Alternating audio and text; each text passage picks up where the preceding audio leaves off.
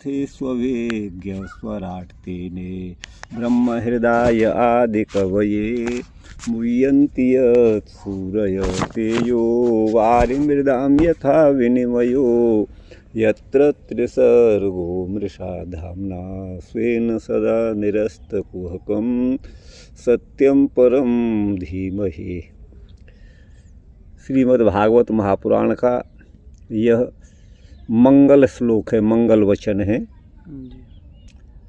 तो श्रीधरी टीका का जो व्याख्यान वंशीधरी टीका अथवा व्याख्यान के नाम से प्रसिद्ध है, अब वो प्रारंभ होता है।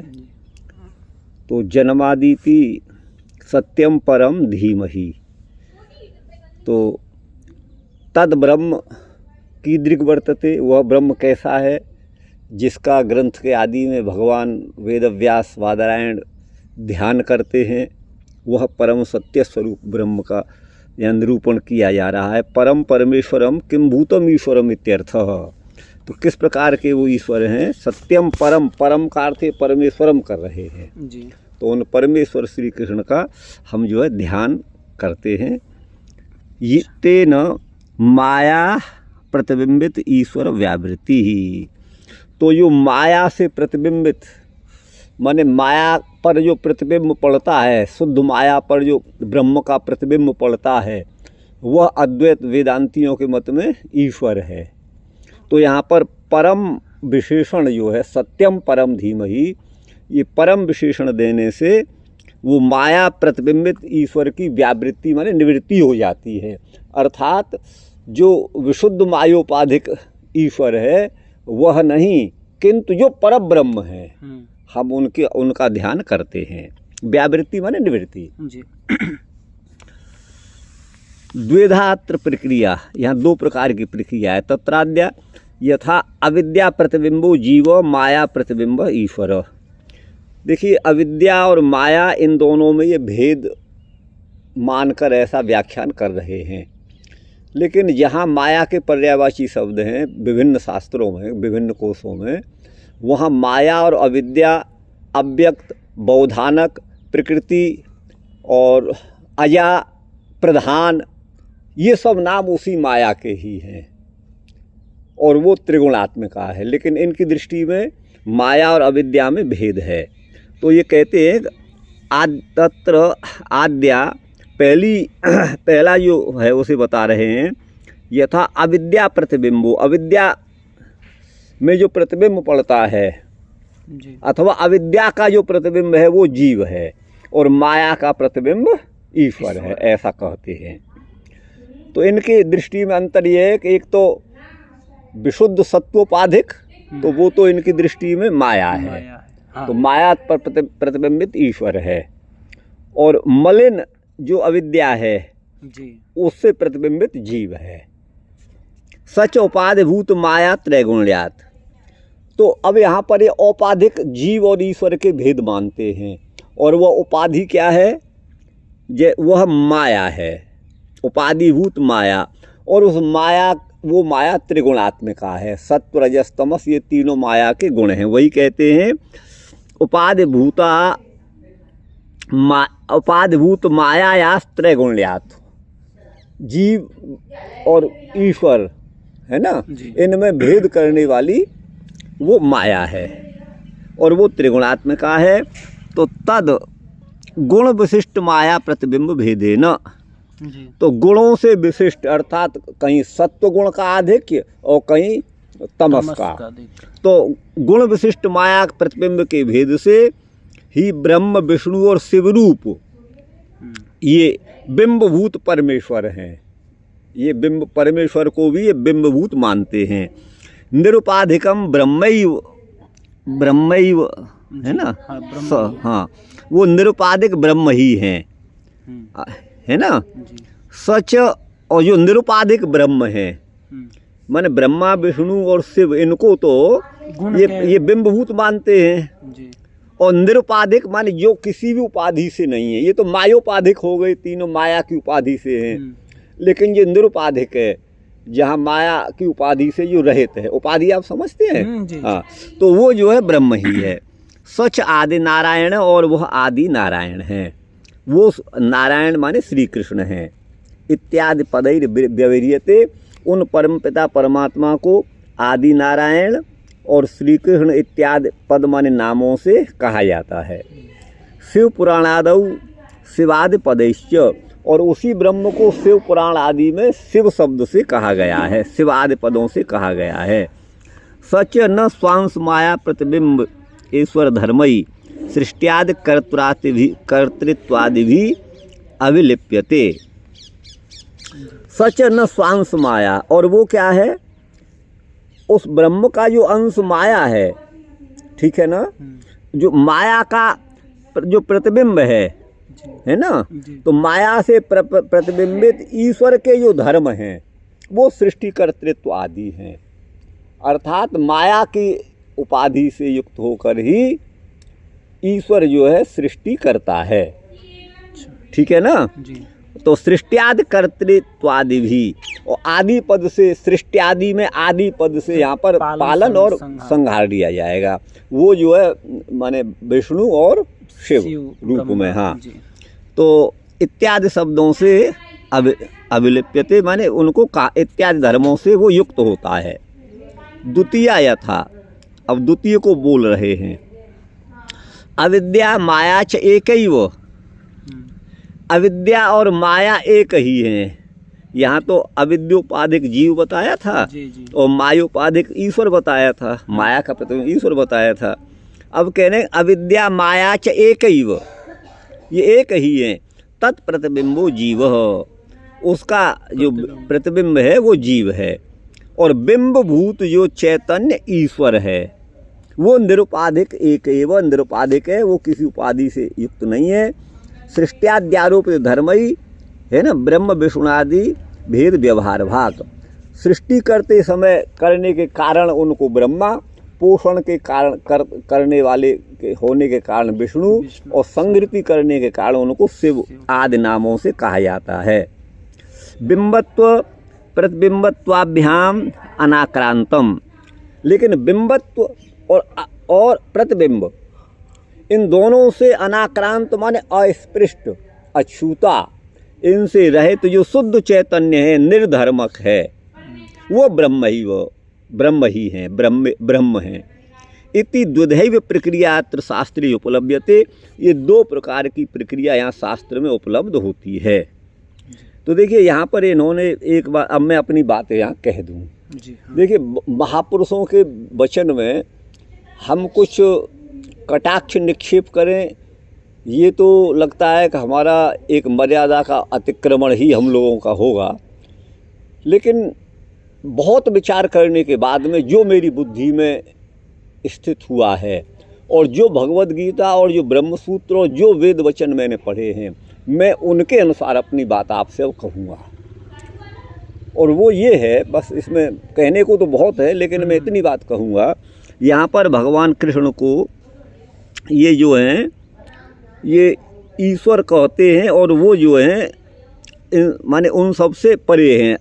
सच आदि नारायण श्री कृष्ण, वो आदि नारायण है, वो निरुपाधिक ब्रह्म हैं, वो, और वो सृष्टि नहीं करता। अद्वैत वेदांतियों के मत में सृष्टि करने वाला मायोपाधिक ईश्वर है, और वही ईश्वर जो है ब्रह्मा विष्णु और महेश के नाम से विभिन्न कार्यों की दृष्टि से कहे जाते हैं, वो मायोपाधिक है। कृष्ण कोई सृष्टि नहीं करते, कृष्ण ही आदि नारायण है और कृष्ण ही ब्रह्म है, ऐसा इन्होंने कहा जी। यही तो हो रहा है। हाँ, यही हो रहा है। अच्छा, जब भगवद गीता, अब मेरा बस सुनिए, जब भगवद गीता क्या कहती है, मम यो निर्महद ब्रह्म तस्मिन् गर्भम दधाम्यहम संभव सर्वभूतानाम ततो भवति भारत। 14वां अध्याय। हे अर्जुन, मेरी जो माया प्रकृति है, त्रिगुणात्मक प्रकृति है, मैं उसमें गर्भाधान करता हूँ। या गर्भाधान का तात्पर्य जैसे पशु पक्षी या मनुष्य आपस में उस तरह का नहीं, यहाँ जो है तस्मिन् गर्भम, गर्भ का मतलब है उसमें ईक्षण क्रिया, उस दृष्टिपात करते हैं।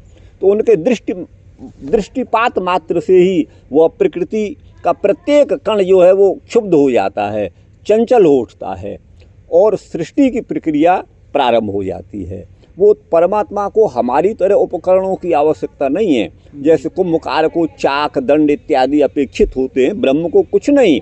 तो वो तो तदैक्षत, उसने ईक्षण किया, विचार किया, और जो सब भू इति उच्चरत, मैं वेद वचन आपको बोल रहा हूँ, उस परब्रह्म परमात्मा ने भू ऐसा शब्द उच्चरित किया, भूमि में अवाश्रियत, भूमि बन गई, कुछ नहीं, मिनटों में सेकंड भी नहीं लगते हैं।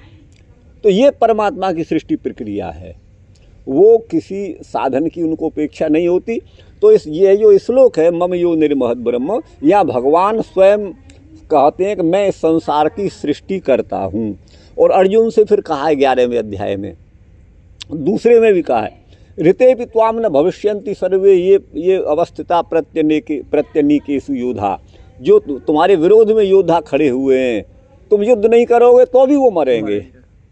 और फिर एक जगह कहा है मयैवेते निहता पूर्वमेव, मैं तो इनको पहले ही मार चुका हूँ, बस तुम तो निमित्त मात्र बन जाओ।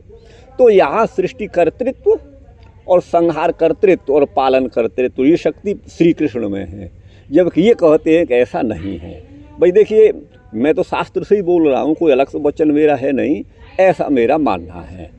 तो ये जो मायोपाधिक और अब यहाँ माया को और उसको अविद्या को अलग अलग मान लिया। मायोपाधिक ईश्वर है, अविद्योपाधिक जीव है। और बाकी फिर ये भी कहने में कोई देर नहीं होती कि सर्वम खल्विदम ब्रह्म, ये सब ब्रह्म ही है, जो है मैं आप ये सब सारा जगत ब्रह्म ही है। और ये भी 1 मिनट में कह देते हैं कि जगन मिथ्या, ब्रह्म सत्यम जगन मिथ्या। ये सब भ्रांतिजनक बातें हैं। और यहाँ भगवान जो भाष्यकार आदि शंकराचार्य हैं, उनका अभिप्रेत ऐसा नहीं है। परवर्ती आचार्यों ने ऐसा मत चला दिया जो सारे संसार में अभिनिविष्ट इतनी गहराई से हो गया है कि लोग उसके अतिरिक्त कुछ सोचना ही नहीं चाहते।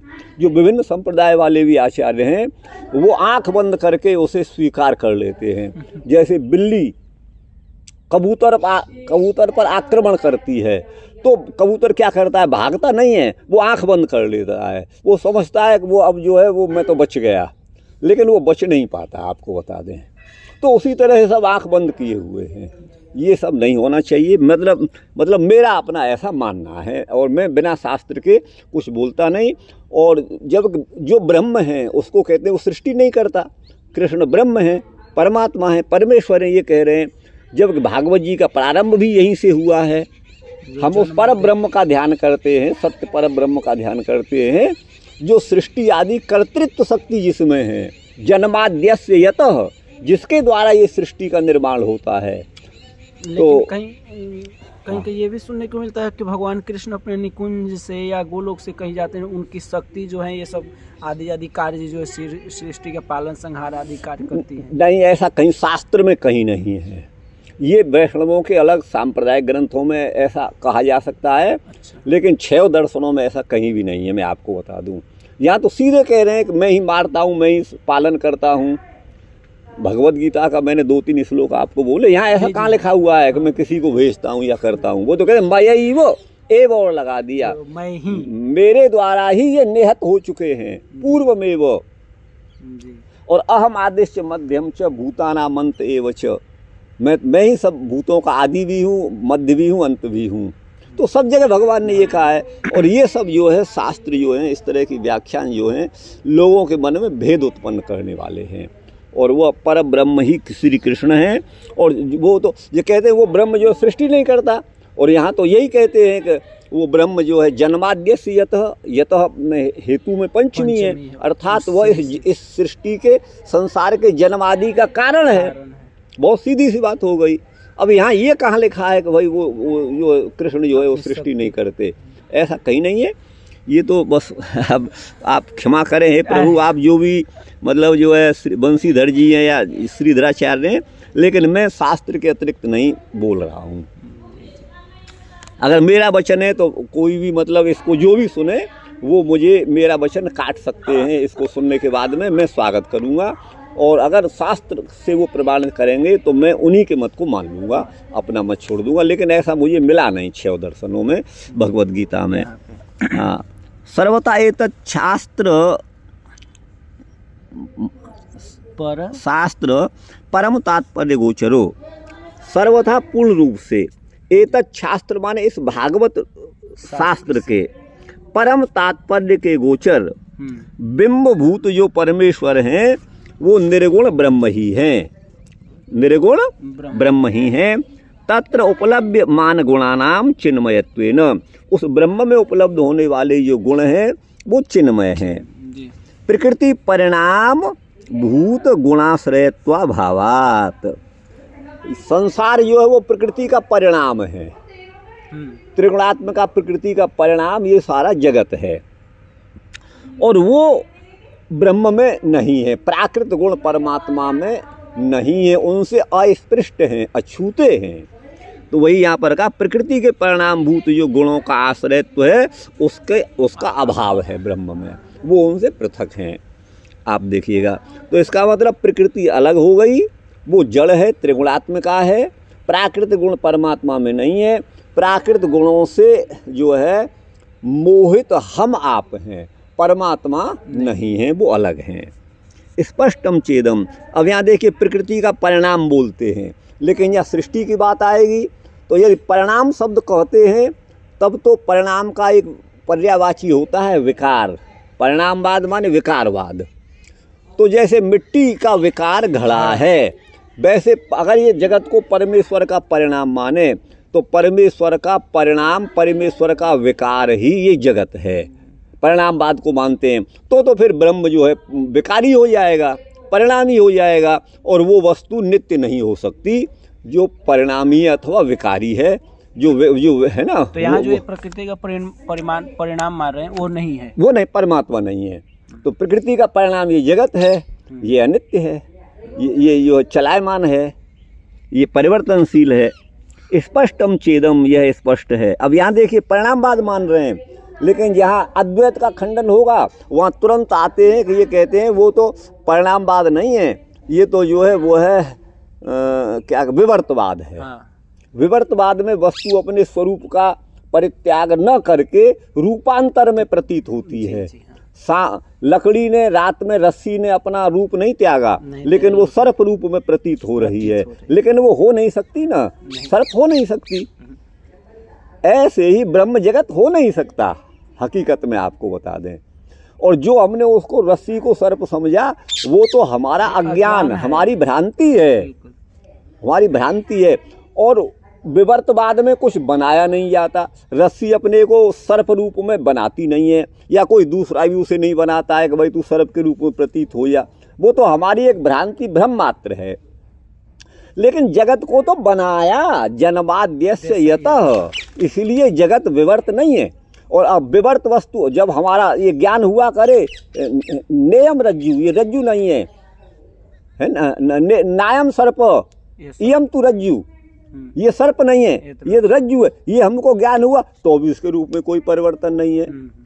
लेकिन यहाँ तो महाप्रलय का वर्णन जहाँ पर है, भागवत में भी आगे आएगा, वायुना हृत गंधाभू सलिलत्वाय कल्पते, वायु के द्वारा पृथ्वी का सारा गंध प्रलय के काल में नष्ट कर दिया जाता है, और मुख्य गुण जिसका नष्ट हो जाएगा वो गुणी भी नष्ट हो जाएगा, अर्थात अपने कारण जल में मिल जाती है।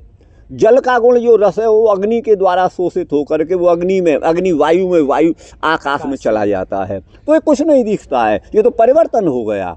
एक समय था जब ये था नहीं, और भगवान इसका पुनर्निर्माण करते हैं। फिर तो प्रलय और सृष्टि ये इसका जो वर्णन शास्त्रों में है वो व्यर्थ हो जाएगा यदि विवर्तवाद है तो। इसलिए विवर्तवाद कहीं भी नहीं खरा उतरता है। विवर्त में किसी वस्तु को रूपांतरित नहीं किया जाता, वो तो भ्रांति से प्रतीत होती है।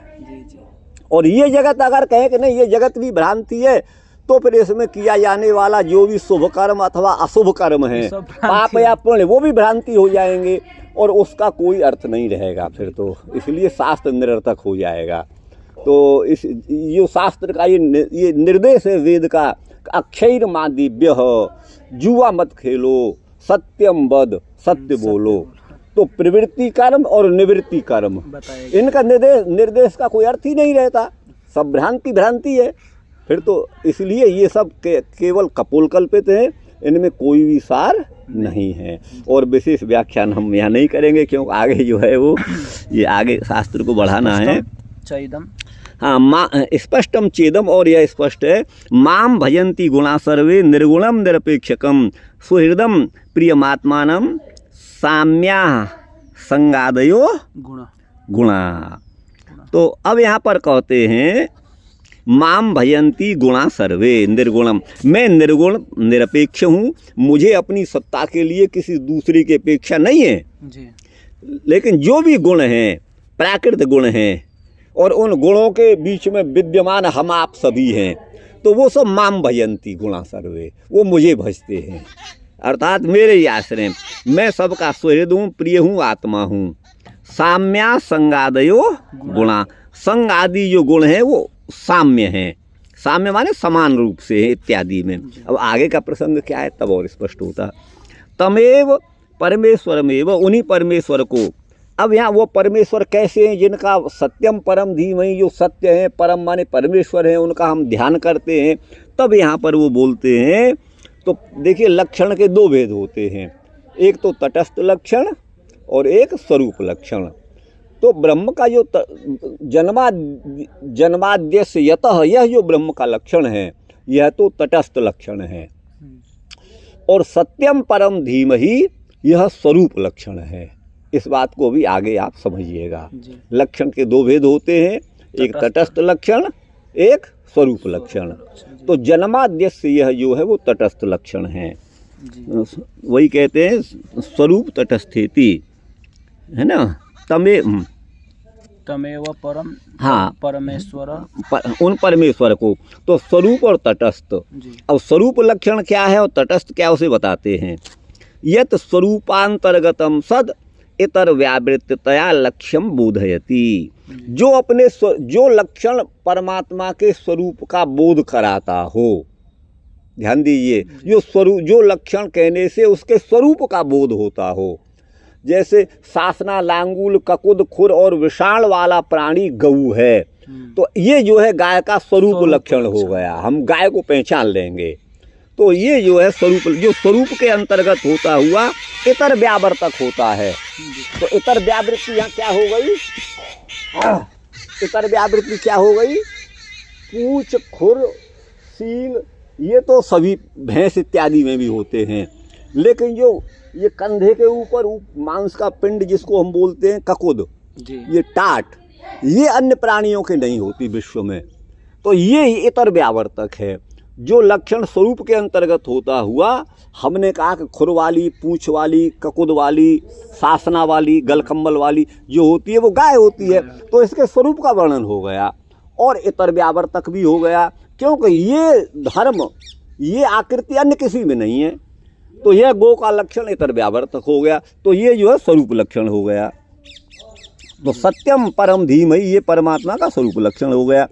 अच्छा, तत्स्वरूप लक्षणम यथा गो, देखिए वही उदाहरण आ गया, मैं कह रहा था संयोग से वही आ गया। जैसे गाय का सासना, श्रृंगाद यावल लक्ष्य कालम, है ना, अनवास्थितत्वेन स्वरूपानंतर्गतम ये लक्ष्यम इतर व्यावर्तक तटस्थ लक्षणम। इससे जो हाँ, इतर है, और इससे जो इतर है वो गाय का जो है वो तटस्थ लक्षण होगा। यहाँ पर है हाँ जी, हाँ, तो समझ, यहाँ पर समझ गए। हाँ जी, यथा गो विशेषस्य अलंकार विशेषादि, है ना, ये कोई गाय विशेष है, उसका अलंकार विशेष तटस्थ लक्षण।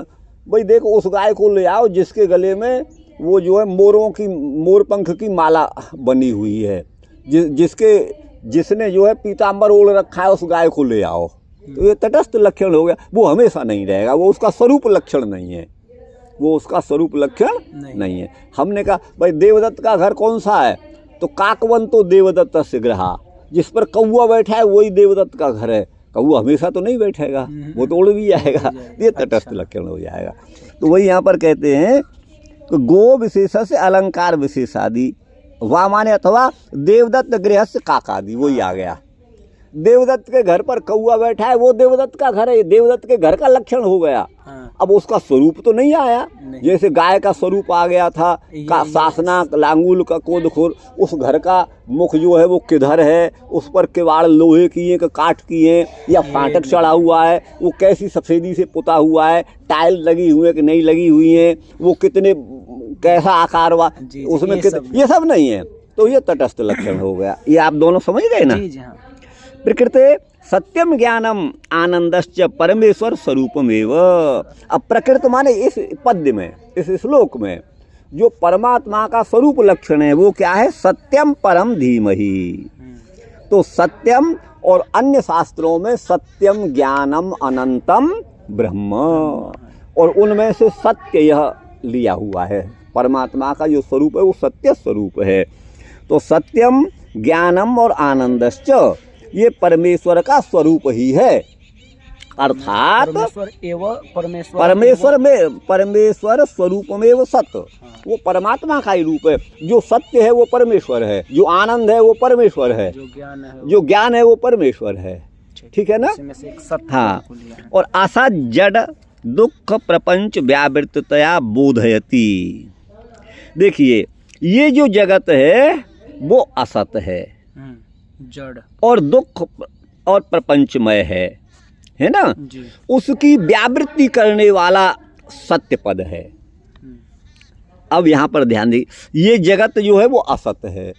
जब इन्हीं के शब्दों में कह रहा हूँ, इन्हीं से इनका खंडन कर रहा हूँ अब मैं। ये जगत असत है ऐसा कह रहे हैं, और फिर कहते हैं कि सर्वम खल्लुदम ब्रह्म, ये ब्रह्म है। तो फिर ये ब्रह्म है, ब्रह्म फिर असत मान लिया, तो ये दोनों बात कैसे हो जाएंगी? जो ब्रह्म है वो असत नहीं हो सकता।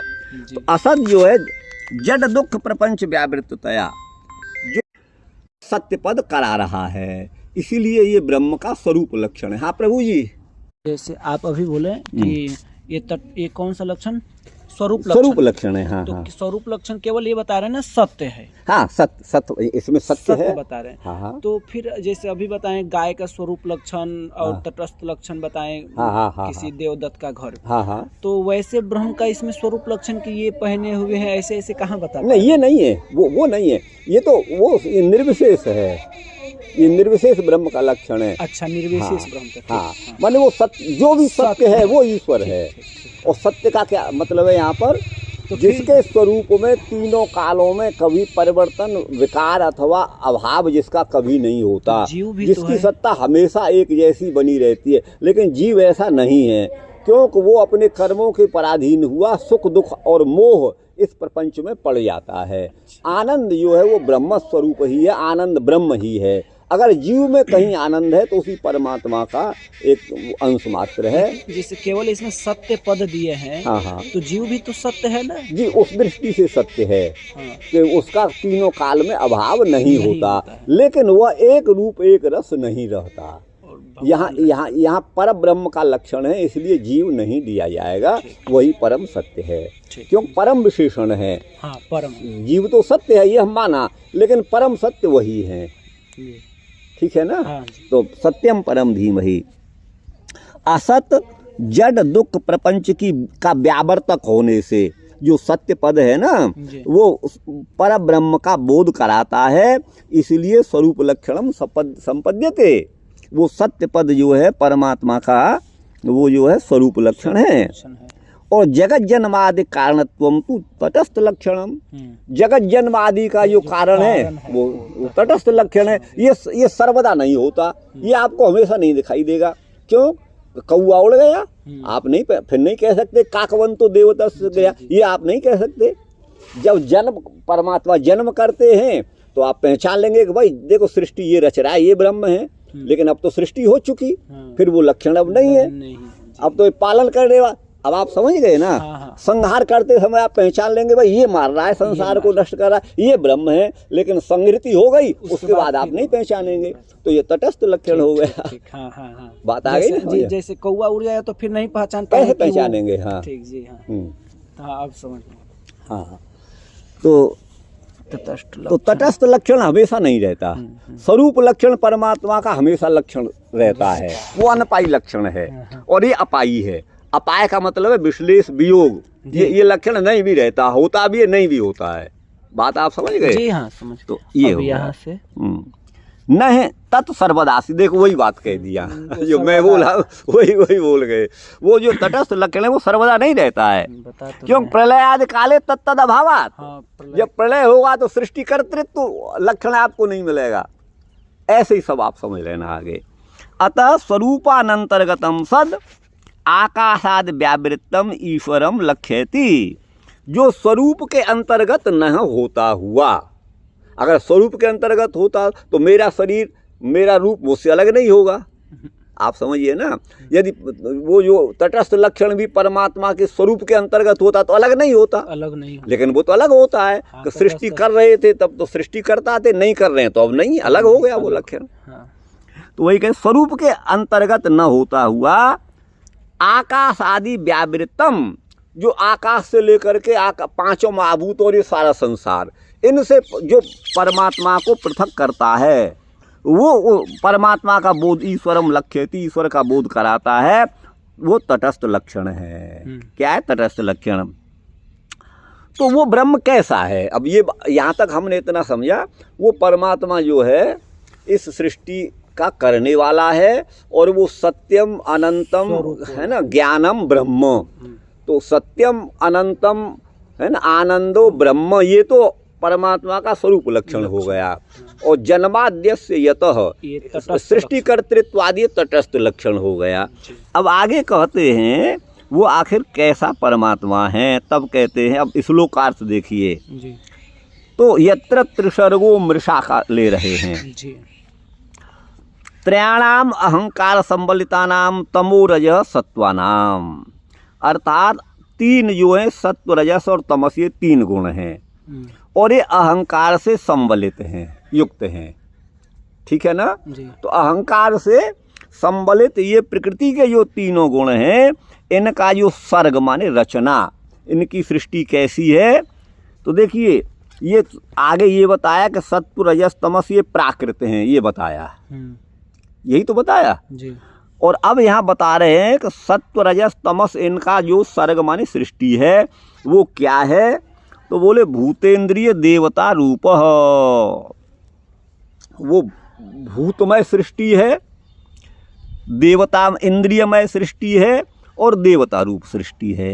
ध्यान दीजिए, पंचभूतों से मेरा शरीर बना हुआ है, आपका सारे संसार का बना हुआ है। अब इसमें इंद्रियां भी लगी हुई हैं, 5 ज्ञानेंद्रियां, 5 कर्मेंद्रियां, लेकिन वो इंद्रियां जब तक काम नहीं करती, जब तक उसको देवता का सान्निध्य प्राप्त नहीं होगा। तो चक्षुर इंद्रिय के देवता भगवान भास्कर हैं, उनकी कृपा से चक्षु आलोकन कर्म में समर्थ होती है। ध्यान दे रहे हैं ना आप? जी हाँ। उसी तरह से जो भी इंद्रियां हैं उनके अलग अलग देवता हैं, और वो अपने देवताओं से सामर्थ्य प्राप्त करके ही स्वकार्य संपादन में समर्थ होती हैं। तो ये जो सृष्टि है त्रिगुणात्मिका प्राकृत जो सृष्टि है, वो भूत इंद्रिय और देवतामय है। आप समझ गए ना? तो इसमें सारा संसार आ गया इसी में। मेरे शरीर में इंद्रियां हैं और देवताओं का सानिध्य प्राप्त है इंद्रियों को, और पंचभूत हैं। तो भूत इंद्रिय और देवतामय ये संसार है, ये त्रिगुणात्मक है। ठीक है ना जी जी।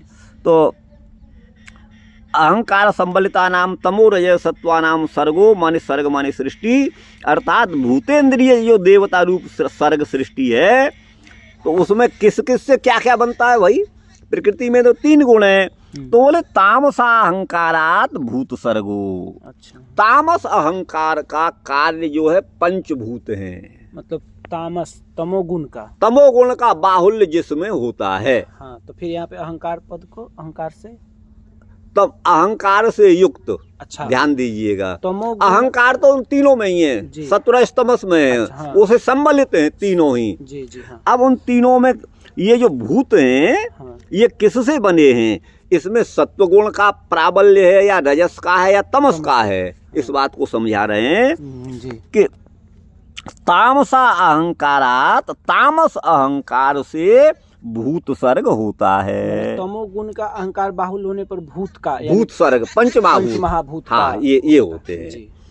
और प्रभु जी राजसादी राजस जो अहंकार है उससे इंद्रिय सर्ग, इंद्रियों की रचना, सर्ग माने निर्माण, सर्ग माने सृष्टि होती है।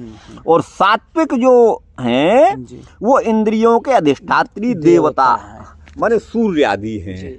आप समझ गए ना? जी जी। तो सात्विक अहंकार से देवताओं की उत्पत्ति, राजस अहंकार से इंद्रियों की उत्पत्ति, तामस अहंकार से पंच महाभूत की भूतों की उत्पत्ति, ये तीनों का एक कार्य, ये विवेक इसमें समझना चाहिए। जी हाँ। तो बोले ये जो है यत्र परमेश्वर इत्यर्थ, परमेश्वर में, तो यत्र का मतलब है जिसमें, अर्थात परमेश्वर सबके आश्रय हैं, परमेश्वर सबके आश्रय। हमारी अंजलि में सैकड़ों सरसों के दाने हैं, उनका आश्रय हमारी अंजलि है, अंजलि से बाहर वो कहीं उनकी कोई सत्ता नहीं है। ऐसे ही जो भी कुछ सृष्टि हो रही है वो परमात्मा के अंतर्गत हो रही है। परमात्मा सृष्टि के बाहर भी है और भीतर भी है, आप ध्यान दीजिएगा, नहीं तो वो सर्वव्यापक नहीं होंगे, समझ गए ना। और अन्य ये सब जो है वो व्यापक नहीं है, वो सब परिच्छिन्न है। मृत्तिका इत्येव सत्यम इत्यादौ अन्यत्रापि सत्य शब्द प्रयोगस्त्वापेक्षिक एव। बोले मृत्तिका ही सत्य है, ये उपनिषद का वचन है। घट तो एक नाम दे दिया है, बाकी तो है वो मिट्टी, समझ गए ना। अब देखिए, अब यहाँ पर ये क्या कहना चाहेंगे कि ये ब्रह्म ही है, ये जगत तो मिथ्या ही है। लेकिन अभी क्या कह रहे हैं, ये तो त्रिगुणात्मक सृष्टि है, गुण तो प्रकृति के है नहीं, वो प्राकृत गुण है, ये आगे कहे आए हैं।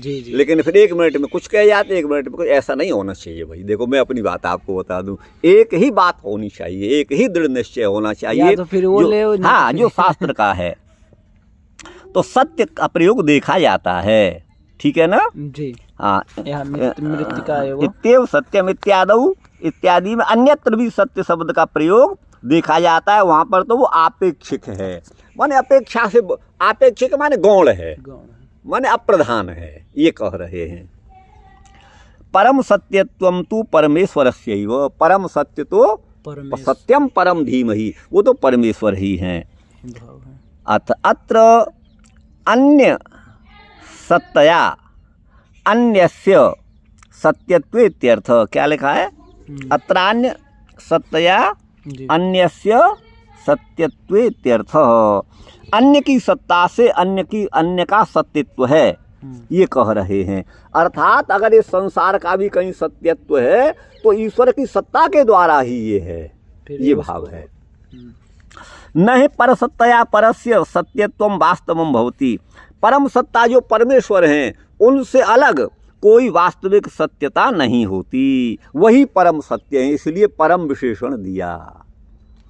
तत्रेति वाक्यालंकारे यथा यथेति यथा यथम, तो तत्र ये जो है ना, यहाँ तत्र पद आया है ना जी। इसमें नहीं आया, ये अलग से ये कह रहे हैं। तो तत्र माने उस परमात्मा है ना, परमेश्वर में, ये वाक्यालंकार अर्थ में इसको यथायथ हमको समझना चाहिए। यथा स्वे यथा शब्दस्य द्वित्वम ऊयम, जैसे यथा स्व में यथा शब्द का द्वित्व जो है हमको करना चाहिए, इसको दृष्टांत से समझेंगे आगे। वारिणी समुद्र जले दूरत्व दोषेण नीलशिला बुद्धि कामलया संखे पीत बुद्धिश्च। अब देखिए यहाँ पर ये यहाँ पर तत्र है, ये जो श्रीधर स्वामी जी लिखे, हाँ उसमें उसका व्याख्या है, हाँ बिल्कुल बिल्कुल वही है, वो उसी की व्याख्या है। तो वारिणी माने समुद्र के जल में, दूरत्व दोषेण, दूर से हम समुद्र के जल को देखेंगे तो ऐसा लगता है नीली शिला है, कोई बहुत बड़ी नील वर्ण की शिला है, पत्थर है, ऐसा जल लगता है, लेकिन वैसा है नहीं। वैसे ही कामलया संखे पीत बुद्धिश्च, कामला का अर्थ है जिसको पीलिया रोग, अच्छा पीलिया रोग हो जाता है, उसको शंख भी पीला पीला दिखाई देता है, जिसको पीलिया रोग हो गया है। लेकिन शंख तो वैसा पीला है नहीं, वो तो शुक्ल वर्ण का है, शुभ्र वर्ण का है। लेकिन जब नेत्र दोष है, मतलब शरीर में विकार है, कामला रोग है, माने पीलिया रोग है, तब वो शंख भी पीला दिखाई देता है। यथा सदसी दुर्योधनस्य स्थल भ्रम, जैसे सभा में दुर्योधन को, युधिष्ठिर की सभा में जहाँ जल था वहाँ तो स्थल का भ्रम हो गया था, और स्थल में जल का भ्रम हो रहा था। यथावा अंधकारस्त रत्न रूप मृदि, रत्न क्या है, ये मिट्टी माने पार्थिव ही है, भूमि का ही विकार है, रत्नादि रूप जो हैं। लेकिन खदिरांगार भ्रम, ये कोई दहकता हुआ अंगारा है। रात में अगर कोई रत्न रखा है, चमक रहा है, तो लगेगा ये तो चमकने वाला कोई आग है, दूर से हम ऐसा समझेंगे, लेकिन वो है नहीं। जी। इत्यादि पदार्थ से ग्राह्यम हमको समझना चाहिए।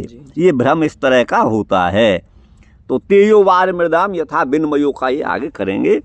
मिथ्या पदार्थस्य अमिथ्यात्व साधनम न शोभनम। जो मिथ्या है उसको मिथ्या सिद्ध करना अच्छी बात नहीं है, उचित नहीं है।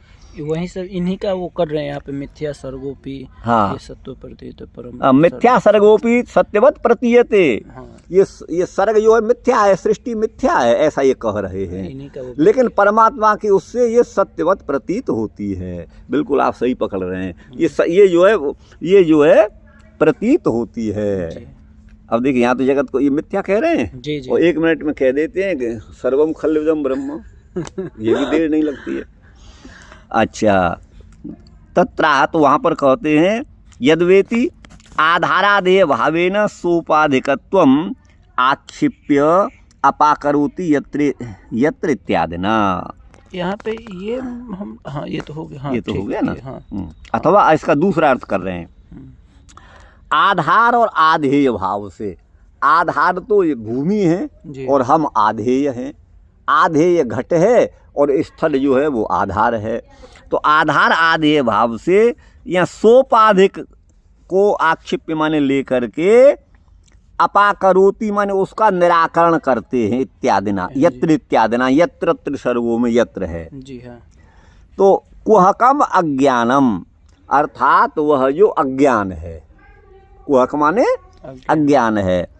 अनावृत संविद रूपे बिंब भूते ईश्वरे अज्ञानाश्रयत्वा संभवात। जो अनावृत संविद रूप बिंबभूत ईश्वर है, उस ईश्वर में अज्ञान के आश्रयत्व का असंभव है। वहाँ अज्ञान वास्तव में हो नहीं सकता। अज्ञान वहाँ वास्तव में हो नहीं सकता। अज्ञान विषय मात्रेण भ्रमाधिष्ठानता।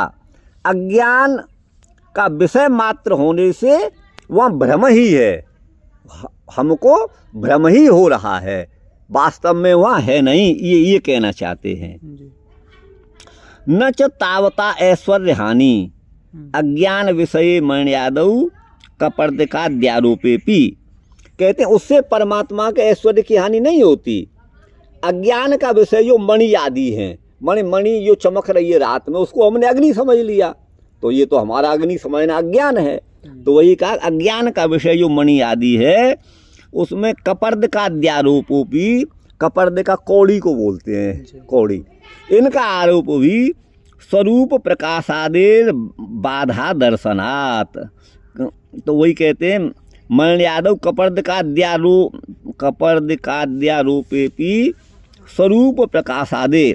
लेकिन जब उसके स्वरूप का प्रकाशन हो जाएगा, उसके निकट हम जाएंगे तो है ना, बाधा दर्शनात्, तो जो मणि है वो मणि ही दिखेगी। जो हमारा भ्रांति हो रही थी ना, वो हट जाएगी निकट आने से। जन्मादि यश स्थिति भंग से तथा तद्गुण संविज्ञान। इसमें तद्गुण संविज्ञान बहुब्रीही है। 2 प्रकार का बहुब्री होता है, एक तद्गुण संविज्ञान, एक अतद्गुण संविज्ञान।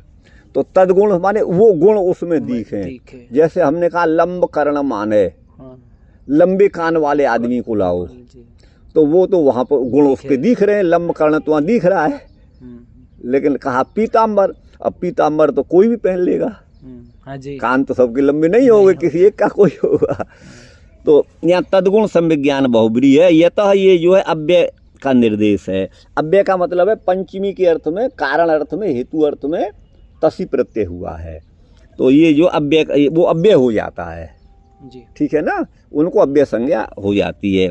तो ये कारणस्य अविकृतत्वमाह।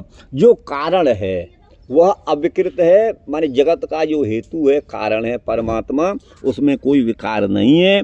तत्र परमेश्वरस्य कारणत्वे सदरूपेण घट सनपट सन इत्येवं रूपेण यत सत्वे यत सत्वम सो अन्वयः। अब देखिए अन्वय व्यतिरिक्त से घटाएंगे। लेकिन इसमें अन्वय व्यतिरेक इस श्लोक में उस तरह से घटेगा नहीं। आपको उसको बाद में अभी बताऊंगा मैं, पहले ये कर लेते हैं। परमेश्वर से कारणत्वे, परमेश्वर के कारण होने पर सदरूप से घटः सन पटः सन, ये घड़ा है, ये वस्त्र है, जी। इत्येवं रूपेण यत सत्वे यत सत्वम, जिसके सत्य होने पर जो सत्य प्रतीत होता है, जिसके सत्य होने पर जो सत्य प्रतीत होता है वो अन्वय है। हाँ। जैसे घटादि सत्वे सत्ता सत्वस्य द्रव्य दृश्यमानत्वाद अन्वय। जी। जैसे अगर घड़ा है तो घड़े की सत्ता भी है, उसके होने पर उसका होना। घड़ा है तो उसकी सत्ता माने उपस्थिति भी है, सत्ता माने उसका अस्तित्व जी, उसकी मौजूदगी भी है, तो ये तो अन्वय हो गया। और व्यतिरेक का मतलब होता है अभाव। आदिना बंध्यात्मजादि ग्रह, आदि पद से, यहाँ आदि पद दिया होगा कहीं, घटादि में आदि पद दे दिया है। घट के होने पर घट की जो है वो सत्ता होती है, ये तो अन्वय हो गया। और आदि पद से बंध्यात्मजादि ग्रह, यद भावे यद भावेति व्यतिरेक, तो आदि पद से बंध्यात्मज, बंध्या का पुत्र, इन सब का संग्रह कर लेना चाहिए। मान बंध्या का पुत्र होता ही नहीं है तो उसकी सत्ता भी नहीं होती, तो ये व्यतिरेक। तो यद भावे यद भाव स व्यतिरेक, जिसके भाव में उसका अभाव होना। अग्नि के अभाव में धुएं का अभाव, अन्वय यूँ भी कह सकते हैं कि धूम के होने पर अग्नि का होना, ये अन्वय हो गया। और अग्नि के अभाव में धूम का अभाव, अग्नि के अभाव, धूम के अभाव में अग्नि का अभाव नहीं होता, बल्कि ये कहेंगे अग्नि के अभाव में धूम का अभाव, धूम का अभाव, क्योंकि अयोगोलक में अग्नि तो रहती है। हाँ, धूम नहीं रहता, ये व्यतिरेक हो गया। लेकिन ख पुष्पाद्य भावे तत्र सत्ताया तपि अभावात, तो ख पुष्प आदि, आकाश पुष्प आदि के भाव में वहाँ सत्ता का भी अभाव रहता है जी। ख पुष्पम सद, तो ख पुष्प माने आकाश का पुष्प सत है, ये प्रयोग अदर्शनात्, ये प्रयोग नहीं देखा जाता जी। इसलिए ये व्यतिरेक हो गया, उसके भाव में उसका भाव। तो अत्र न केवलम सत एव अन्वय व्यतिरेक विमृश्यौ, यहाँ केवल सत के ही अन्वय व्यतिरेक जो है विमर्श के विषय नहीं है, किंतु मृदादि विशिष्टस्यैव सतस्तौ, मृद आदि से विशिष्ट ही वो हैं। ध्यान दीजिए, केवल सत ही या अन्वय व्यतिरेक नहीं है, किंतु मृदादि विशिष्टस्यैव, मृद माने भूमि आदि से विशिष्ट जो सत है ना जी। उसी के तौ माने वे दोनों हैं, कौन? अन्वय और व्यतिरेक। अर्थात यहाँ ये कहना चाहते हैं, जैसे परमात्मा के होने पर ही ये जगत है, ठीक है ना, बल्कि यूँ कहिए जगत के होने पर ये अनुमान लगाते हैं कि परमात्मा है, इसको बनाने वाला परमात्मा है।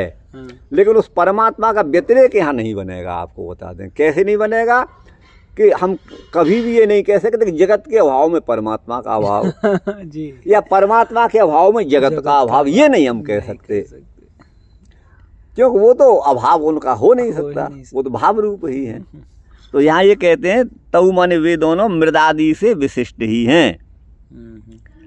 तो इसमें इतना कह सकते हैं, जब हमको भूमि आदि दिखती है तो उसके रचयिता परमात्मा हैं, और भूमि आदि हमको नहीं दिख रहा है माया प्रलय में, तो रचयिता नहीं है, बाकी तो परमात्मा तो है। परमात्मा तो है। तो यथाच मृदादि विशिष्ट सत्ता व्यतिरेकाधिकरणम तु तत्वादि भाव रूपमपि प्रसिद्धम, तत्कथम अलीकस्य ख पुष्पादेश तद अधिकरणता है ना, इत्यपरितोषादाह यद्वेति। अब ये इनको स्वयं इस व्याख्यान से संतोष नहीं है, इसलिए अपरितोष से दूसरा व्याख्याना करते हैं यद्वेति, यद्वा से। तो देखिए मृदादि से विशिष्ट सत्ता का है ना व्यतिरेक अधिकरण तो तत्वादि भाव रूप जो है वो प्रसिद्ध है, तो वो तत्कथम अलीकस्य ख पुष्पादे, लेकिन ख पुष्प तो अलीक है, अलीक माने मिथ्या है ना, उसका अधिकरण कैसे हो जाएगा, ख पुष्प का आश्रय कैसे हो जाएगा कोई, और ख पुष्प होगा भी कहाँ, इसलिए दूसरा अर्थ करते हैं यद्वा। अनुवृत्ति तादात्म्येन प्रतीते व्यावृत्तिर्भेदः। अनुवृत्ति के तादात्म्य से जी। प्रतीति होती है, हम्म, और अनुवृत्ति क्या है? तादात्म्येन प्रतीति अनुवृत्ति। अब देखिए हमको घड़ा दिख रहा है, तो घट जो है वो तदात्मक है, माने मृदात्मक है। घड़े में मिट्टी की अनुवृत्ति है, तो वही कहते हैं अनुवृत्ति का अर्थ है तादात्म्य से प्रतीति। तादात्म्य का अर्थ होता है अभेद संबंध। हाँ, घड़े में और मिट्टी जो है वो घड़े से अभिन्न है, अभिन्न संबंध है, तो ये तादात्म्य हो गया। और व्यावृत्ति का अर्थ है भेद। यहाँ दूसरा अर्थ कर रहे हैं अन्वयाद और इतरतः। जन्माद्य से यतोन्वयाद, अन्वय से, अन्वय का मतलब यहाँ पर कर रहे हैं अनुवृत्ति, अर्थात जैसे घड़े में मिट्टी की अनुवृत्ति प्रतीति, और इतरतः, इतर माने भिन्न, तो अन्वय का उल्टा अर्थात व्यतिरेक अर्थात व्यावृत्ति। ठीक है ना? अनुवृत्ति का विलोम हो गया व्यावृत्ति। व्यावृत्ति जो है वो भेद है, वो किस रूप में है? कार्येषु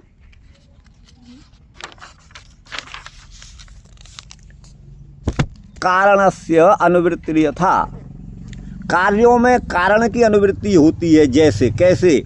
सुवर्ण कटकम सुवर्णम इति तादात्म्येन प्रतीते। सोने का जो कुंडल आदि है, आभूषण है, वो सुवर्ण ही है। स्वर्ण में और आभूषण में वस्तुतः भेद नहीं है, उनका अभेद संबंध है। जो सोना है वही कटक है, आभूषण है, और जो आभूषण है वही सोना है। तो तादात्म्य माने अभेद संबंध से प्रतीति होती है। कार्यस्य कारणावस्थायाम नानुवृत्ति ही। लेकिन जो कार्य होता है, जो कार्य होता है उसकी कारण अवस्था में अनुवृत्ति नहीं होती। ध्यान दीजिए, कार्य जो है ना वो जो है कारण अवस्था में नहीं रहता। जब मिट्टी है तो वहाँ घड़ा नहीं है, हाँ, तो वहाँ घड़ा नहीं है, ये व्यतिरेक हो गया जी, ये व्यतिरेक हो गया। तो इसको फिर समझिए, हाँ। कार्य का कारण अवस्था में अनुवृत्ति नहीं होती, अर्थात संसार जो है वो जो है जब ब्रह्म रहता है तो उसमें अनुवृत्ति नहीं रहती है। आप ऐसा कह सकते हो। यदि प्रलय की अवस्था में, हाँ, प्रलय की अवस्था में ब्रह्म तो रहता है, हाँ, वो नहीं रहता जी। यथा सुवर्णे कुंडलम कटकम वेति प्रतीत्य भावात। जैसे सोने में कुंडल अथवा कटक की प्रतीति नहीं होती। भाई सोना ही है वो, जब तो उसको आकार नहीं दिया है उसकी प्रतीति नहीं होती। ननु मीमांसकरी जगत जन्माद्यनंगीकारात। अब यहाँ प्रश्न उठा रहे हैं मीमांसकों के द्वारा, है ना, जगत का जन्म आदि जो परमात्मा कर्तृक है उसको स्वीकार नहीं करते। तो कथम जन्मादि कारणत्वम भगवत इति। तो भगवान को जगत का कारण कैसे मान लिया?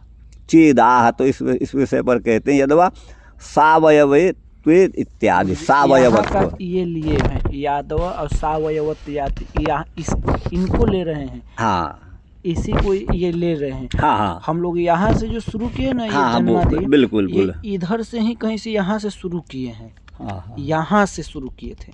हाँ, चलिए कोई बात नहीं, चलिए। तो ये है अन्वय शब्देन अनुवृत्ति और इतर शब्द से व्यावृत्ति होती है। अनुवृत्त होने से सदरूप ब्रह्म जो कारण है सुवर्णादिवत, क्यों अलंकार में सोना जो है वो अनुवृत्त रहता है, उसमें रहता है, बिल्कुल घड़े में मिट्टी रहती है, तो ये तो अन्वय हो गया। और व्यावृत्ति क्या हो गई? विश्व जो है वो कार्य है, जैसे घट और कुंडल, सोने का कार्य कुंडल और मिट्टी का कार्य जो है वो घट है, ऐसे ही ये जगत है, ये व्यावृत्त है, विश्वम कार्यम घट कुंडलादिवत। तो जैसे कार्य जो सोना है ना, तो उसमें कुंडल नहीं दिखाई देता, ये अभाव हो गया। लेकिन उसका अभाव तो नहीं हुआ, सोने का अभाव तो नहीं हुआ, लेकिन ये व्यावृत्ति तो हुआ, उसके अभाव में उसका अभाव। जी जी, हाँ। तो ये जो अन्वय व्यतिरेक हैं वो वास्तव में यहाँ पर अन्वयाद इतरतः, ये ऐसा इतरतः का अर्थ व्यतिरेक करते हैं, तो ये लक्षण नहीं घटता है। क्योंकि किसी भी काल में यहाँ देखिए सोने में कुंडल का अभाव हो सकता है, होता है, ठीक है ना, और लेकिन स्वर्ण का अभाव नहीं होता सोने के कुंडल में, वो तो रहता है, सोना रहता है वहाँ। जी जी। तो परमात्मा का अभाव किसी भी काल में नहीं होगा। जैसे सोने का परिणाम अलंकार है, वैसे ही जगत, ये परमात्मा का ये जो विकार है ये जगत ऐसा मानते हैं। तो ये व्यतिरेक इसमें नहीं घट सकता किसी भी रूप में, क्योंकि किसी भी काल में परमात्मा की सत्ता का अभाव नहीं होता। ये है, कहाँ से है यद्वा, यहाँ पे यद्वा सावयव, सावयव वो जो कहा ना सावयव, घटादिषु आत्मनि च गृहीतान्वय व्यतिरेक व्याप्तकस्य, घट आदि में, घटादिषु आत्मनि च, और आत्मा माने परमात्मा में ये अन्वय और व्यतिरेक व्याप्ति को दिखाया। तो सावयवत्वाद हेतु अस्य, तो ये कैसे दिखा रहे हैं अन्वय और व्यतिरेक? अन्वय तो समझ में आ गया, व्यतिरेक को कैसे दिखा रहे हैं? व्यतिरेक तो अब इन्होंने मान लिया है, लेकिन घट तो नहीं रहा है हमारी दृष्टि में। तो ये देखिए कहाँ घट रहा है।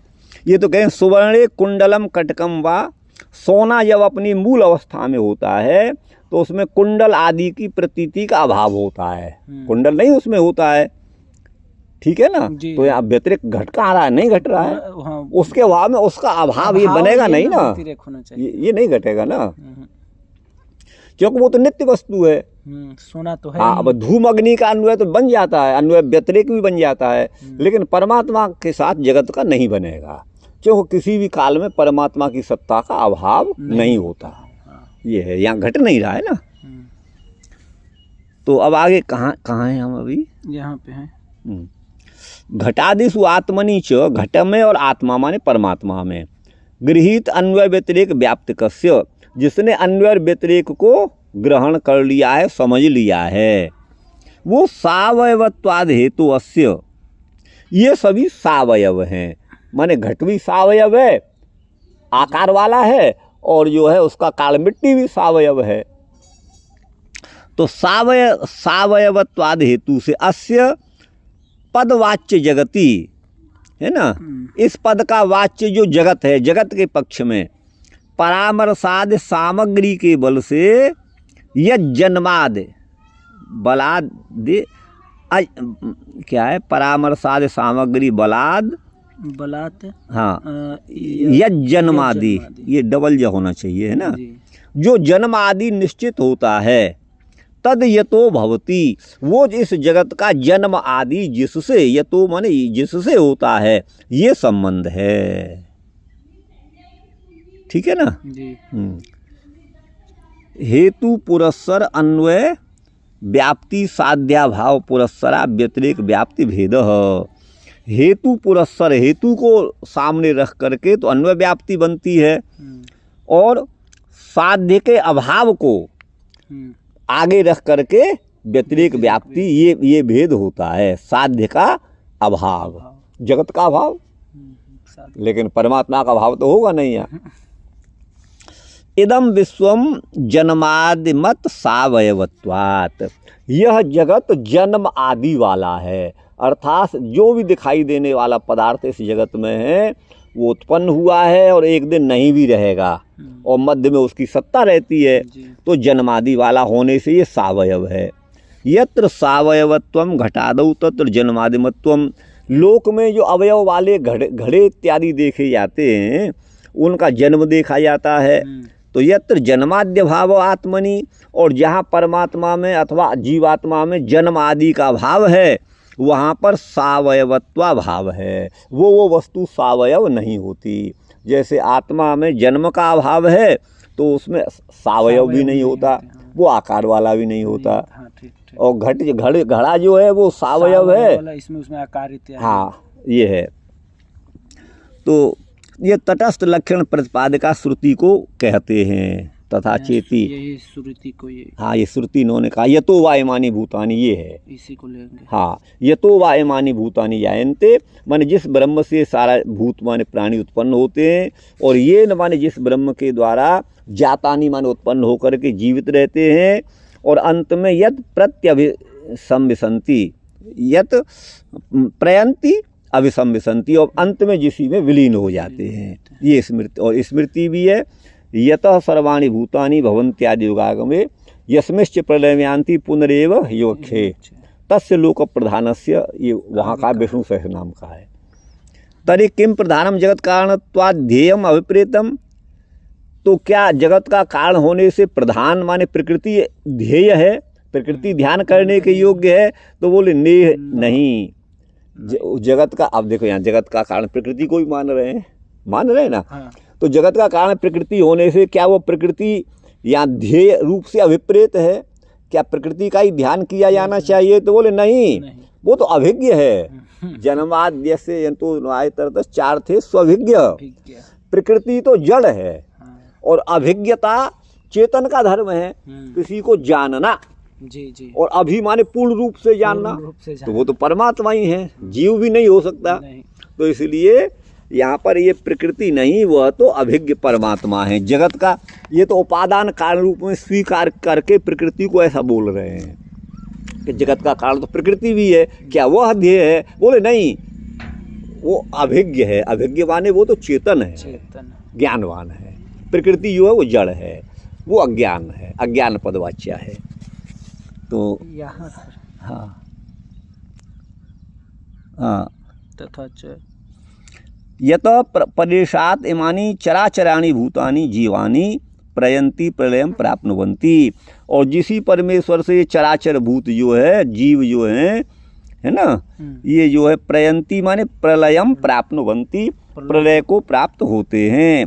और यद्यपि संविशंति, जिसी में फिर जो है प्रवेश हो जाते हैं। ये श्रुति पदार्थ है, ये श्रुति इसी को लिया, इस अर्थ वाली स्मृति भी है। स्मृति आदि सृष्टि के आरंभ में यो युगस्य आगम, जो युग का आगम होता है, तत्र है ना जी, चात्म मध्य, क्या है तत्र चान मध्य यत्र तिष्ठन्ति इत्यप्यनुसंधेयम अव्यक्तादीनि भूतानि। देखिए क्या लिखते हैं, सृष्टि के आदि में जो युग का आगम होता है, तो पुनरेव युगक्षये, युगागमे, ये है ना जी, युग के आगम में यत माने जिस परमात्मा से सारे भूत भवंती माने होते हैं, ये यहाँ पर कहा।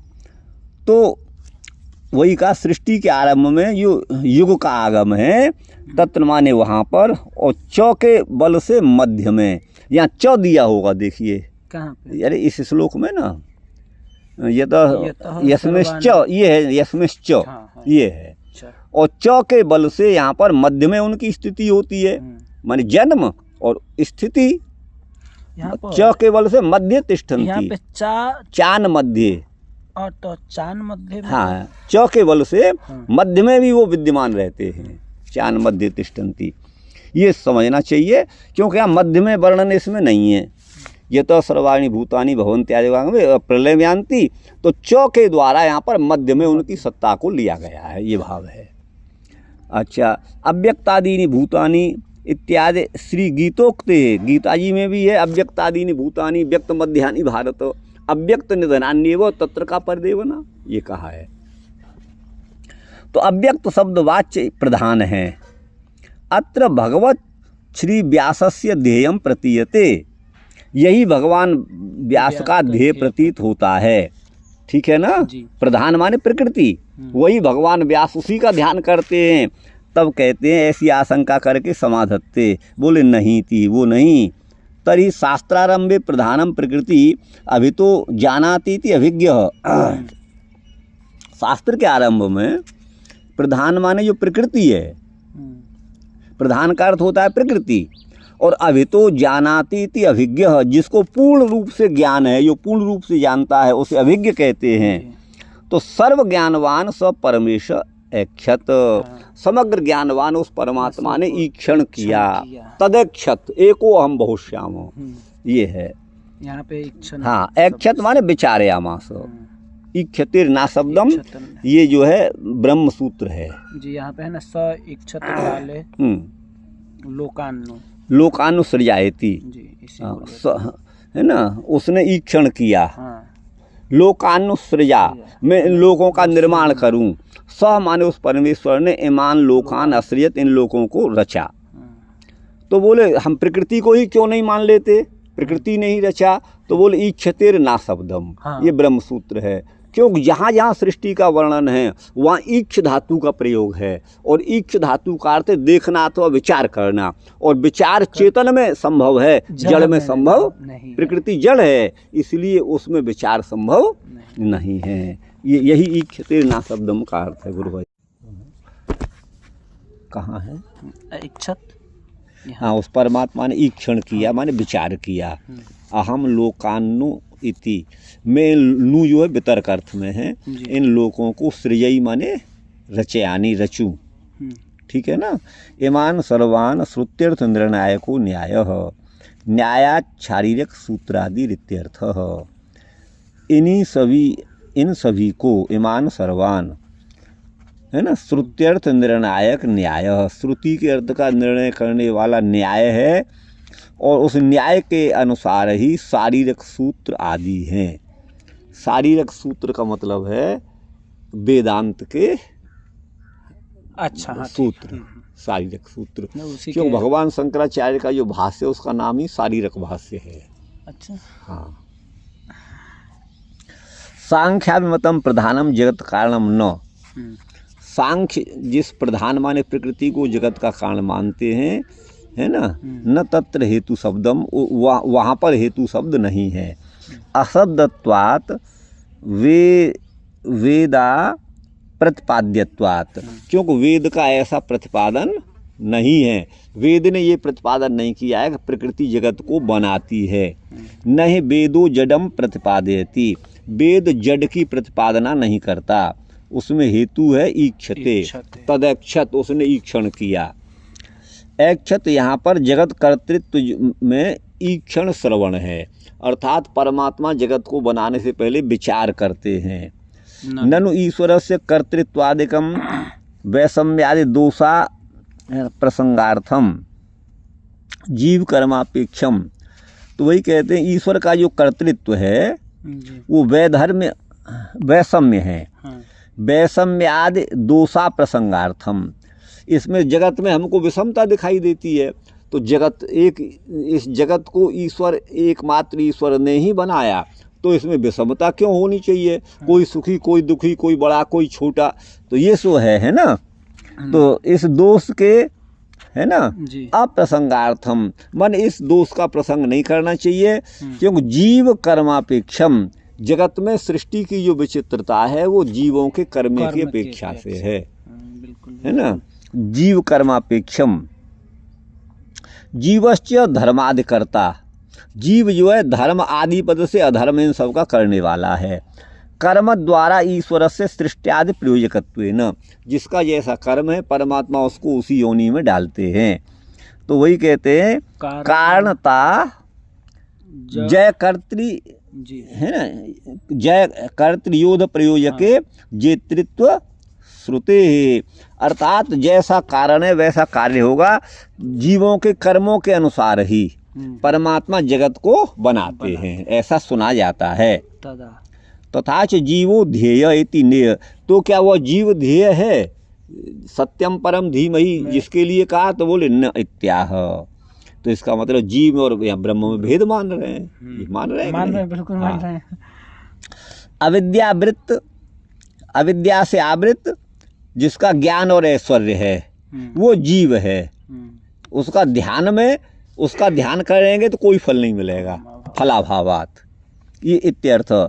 अल्प ज्ञान जीव ध्याने, जीव अल्प ज्ञानवान है, उसका ध्यान करने पर प्रयोजन सिद्ध नहीं होगा, प्रयोजन के अभाव से स्वतः सिद्ध ज्ञानमेव वयम धीमहि, जिसका ज्ञान स्वतः सिद्ध ऐसा परमेश्वर, हम उसी का ध्यान करते हैं। ननु समष्टि जीवस्य हिरण्यगर्भस्य हिरण्यगर्भ, जो समष्टि जीव है उसी को हिरण्यगर्भ बोला है। समष्टि जीव माने सारे जीवों की, समष्टि माने समूह जी, वही हिरण्यगर्भ है इत्यादि श्रुति से। तदैश्वर्य से अन्यतः प्राप्त श्रवणात्, उनका जो ऐश्वर्य, उसको ऐश्वर्य से अन्य उसकी प्राप्ति अश्रवणात् नहीं सुनाई देती, है ना। तन निदान ज्ञानस्यापि, उसका जो निदान माने कारण जो ज्ञान है उसका भी तथात्वावगते अनावृत्तम इति श्रुत्यर्थ, अर्थात जीव में वो ज्ञान नहीं है, जो निर्भ्रम ज्ञान नहीं है। स्पष्ट एव नेति नानाविध स्तोत्रैः है ना, तोस्त्रयी तुष्ट तस्मयी वेदम ददाती व्यंजयति कविपदम। तो बोले कवये, ये कहा कवये मुह्यंत्यस, है ना, तो तेने ब्रह्म यदा आदि कवये। तो वही कवये का यहाँ पर कर रहे हैं, नाना प्रकार के स्तोत्रों से तुष्ट प्रसन्न होकर के परमात्मा तस्मयी माने उसके लिए वेदों के ज्ञान को देते हैं, अभिव्यक्त करते हैं, इसीलिए कवि पद यहाँ पर कहा गया है। अर्थात परमात्मा ने कवि माने ब्रह्मा को ज्ञान दिया, ये भाव है। आदि कवये यह परेश विदधाति उत्पादयति, जो परेश माने परमात्मा है वही उत्पन्न करते हैं ज्ञान को, वही प्रणोति ददाति तस्मै ब्रह्मणे, वही आ गया, उस ब्रह्मा को वही जो है ज्ञान का प्रेषण करते हैं। तम देवम देदीप्यमानम ह स्फुटम, है ना, स्वबुद्धि प्रकाशकम हम, अपनी बुद्धि के, मेरी बुद्धि के प्रकाशक जो देव हैं, जो देदीप्यमान हैं, उसको मैं मुमुक्षु माने मोक्ष की इच्छा वाला, शरणम अर्थात जो संसार से रक्षा करने में समर्थ है, उसकी शरण में हूँ, ये आक्षेप से बोध होता है। स्वानी शिक्षादि युक्तानि लक्षणानि यस्यासा स्वलक्षणा, तो स्वलक्षणा का अर्थ यहाँ पर करते हैं शिक्षादि युक्तानि, शिक्षा आदि से युक्त, है ना, लक्षण है जिसके, वो स्वलक्षणा है। तो ऋषीणाम ज्ञानदानाम ऋषभः श्रेष्ठः, जो ऋषि हैं, ज्ञान देने वाले ऋषि हैं, उनमें जो श्रेष्ठ हैं, ऋषभ माने श्रेष्ठ हैं। ये विशेषतः इदम पद्यम द्वितीय स्कंदे व्याख्यास्यते, विशेष रूप से इस पद्य की व्याख्या द्वितीय स्कंद में करेंगे। पुनः आक्षेप करते हैं, यह लोकेषु अति प्रसिद्धो अर्थो न्यायः यथा पूर्वेद्यु आचार्याद वेदम अधीत्य सुप्त्वा परेद्यु प्रबुद्ध आचार्य निरपेक्षेव पठति तद्वद दैनंदिन कल्पेपि। तो वो ही बात यहाँ पर कह रहे हैं, लोक में ये प्रसिद्ध अर्थ है, ये न्याय है। जैसे पूर्व दिन में आचार्य से वेदों को पढ़ा और पुनः सो गए, और परेद्यु माने अगले दिन, प्रबुद्ध माने जब जगे तो बिना आचार्य के ही उनका पाठ कर लेते हैं। पठती तद्वद दैनंदिन, उसी तरह से सारा दैनिक व्यवहार भी हम करते हैं। महाकल्प आदि में तो जाति स्मरवत अदृष्ट विशेष से, जाति स्मर का मतलब है कभी कभी कोई बच्चा ऐसा देखा जाता है कि उसे अपने पूर्व जन्म का ज्ञान हो जाता है, उसको जाति स्मर बोलते हैं। हाँ, ये जो दिगंबर है इधर ही रास्ते में बैठा रहता है यहीं पर, उसका एक भांजा शस्त्र के द्वारा मारा गया और वो बगल के गांव में जाट के घर में जन्म ले लिया, तो वो उसको जाति स्मर हो गया।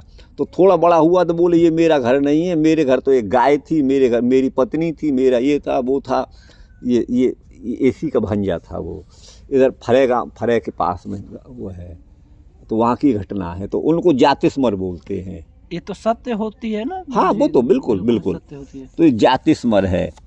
तो जाति स्मर के समान अदृष्ट विशेष से, माने अदृष्ट विशेष से उसके संस्कार उद्बुद्ध हो जाते हैं, तो पूर्व जन्म का उसे स्मरण रहता है, उसे जाति स्मर कहते हैं।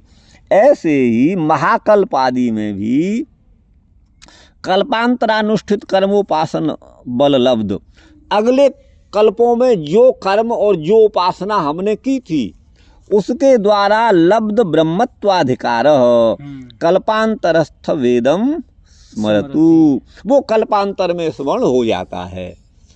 क्यों, देखिए अगर कोई व्यक्ति साधना के बीच में ही मर जाए तो फिर उसका क्या होगा, तो अर्जुन को भगवान कहते हैं भगवद गीता में, पार्थ नैवेह नामोत्र विनाशस्तस्य विद्यते, वो उसका जो है विनाश नहीं होगा, वो प्राप्त पुण्यकृताम लोकान उसित्वा शाश्वती सुचीनाम श्रीमताम गे है, आप समझते होंगे। वो पुनः जो है पवित्र आत्माओं के घर में उत्पन्न होता है और पुनः उस मार्ग पर चलता है। ये सब है। ऐसे ही कल्पांतर का ज्ञान भी संस्कार रूप में रहता है। सूर्योपी माने कपिल आदिक भी जिसके विषय में मोहित हो जाते हैं। इन्होंने कपिल को क्यों लिया कि सांख्य का खंडन इनको करना है। अच्छा। क्यों कपिल कहते हैं कि जगत का उपादान कारण प्रकृति है, हाँ। और ये ब्रह्म को कहना चाहते हैं, इसलिए मोहित होना है तो कपिल को ले लो। और ये भूल जाते हैं सभी लोग। अन्य मुनियों को, ऋषियों को छोड़ा भगवान ने और कहा कि सिद्धा नाम कपिलो मुनि, वो सिद्ध हैं, उनमें मैं कपिल मुनि हूँ, इस बात को भूल जाते हैं ये, और कपिल का खंडन करने में लगते हैं। कपिल ने क्या कहा कि प्रकृति ही जगत का उपादान कारण है। अच्छा, वो कहे हैं। हाँ, और क्या, प्रकृति से जगत मानते हैं। तो इस चीज को और वैष्णवाचार्य क्यों नहीं मानते हैं? वैष्णवाचार्य नहीं मानते, कोई नहीं मानता, आचार्य कोई भी आचार्य नहीं मानता। सब कहते हैं कि परमात्मा ही उपादान भी है और वो जो है निमित्त भी है, परमात्मा ही जगत बन गया, ऐसा कहते हैं जी। अतएव स्वतः सिद्ध ज्ञानत्वादे, वो स्वतः सिद्ध ज्ञान, कपिल भी जो है स्वतः सिद्ध ज्ञान वाले हैं, है ना जी। सिद्ध ज्ञानमेव असतः प्रपंचस्य गायत्र्या सर्व गायत्री मंत्राव्यभिचारी जी। धीमहि इति पद संबलित गायत्र्यर्थेन प्रारंभेण। धीमहि यह गायत्री में एक पद है, सत्यम परम धीमहि में, है ना, गायत्री में भी है, भर्गो देव से धीमहि पद आया है वहाँ पर, ये गायत्री से इसका प्रारंभ किया है। तो ये जो है असतः प्रपंचस्य, ये असत प्रपंच, प्रपंच माने जगत, ये असत है। गायत्र्या सर्व गायत्री मंत्राव्यभिचारी, जो समग्र गायत्री के मंत्र से जरा भी इधर उधर नहीं होता, अव्यभिचारी मतलब आपसे थोड़ा इसका सर्व गायत्री मंत्र अव्यभिचारी, समग्र गायत्री मंत्र से अव्यभिचरित माने सहित, व्यभिचरित माने रहित, हाँ। और अब माने सहित, हाँ। समग्र गायत्री का मंत्र ही यहाँ इस श्लोक में है, इसलिए ये धीमहि इस पद से सम्मिलित ये इशारा किया है कि हम गायत्री मंत्र के द्वारा वेद जो वैदिक है उसके द्वारा शास्त्र का हम आरंभ कर रहे हैं जी। चतुर्विंशत्यक्षर त्रिपाद छंदसा प्रारंभ इत्यर्थो न युक्त। तो बोले गायत्री में तो 24 अक्षर हैं और त्रिपदा गायत्री है, तीन पाद हैं उसमें, जैसे श्लोक में 4 पाद होते हैं, गायत्री भी 1 पदा, 2 पदा, त्रिपदा, चतुष्पदा भी होती है।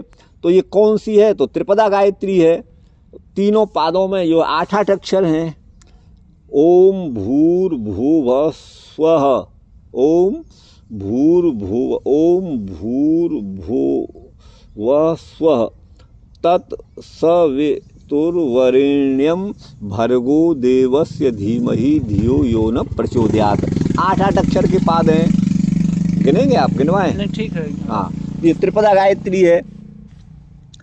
तो यहाँ तो 3 पाद तो देखे नहीं जाते, तो चतुर्विंशति अक्षर वाली त्रिपाद छंदसा 3 पाद जिसमें हैं, ऐसे गायत्री छंद के द्वारा प्रारंभ है। ये अर्थ तो युक्त नहीं है, क्योंकि चतुर्वेदैक गोचर तादृश छंदो विशेषस्य, चतुर्वेदैक 4 वेदों में गोचर होने वाला, एकमात्र गोचर होने वाला, तादृश माने उस प्रकार का जो विशेष छंद है, माने गायत्री छंद, क्वापि आदर्शनेन एकस्मिन् नेव पुराणे तद संभवात, उसका कहीं पुराणों में हूबहू दर्शन होता नहीं है, किसी भी पुराण में उसको देखा नहीं जाता, तद असंभवात।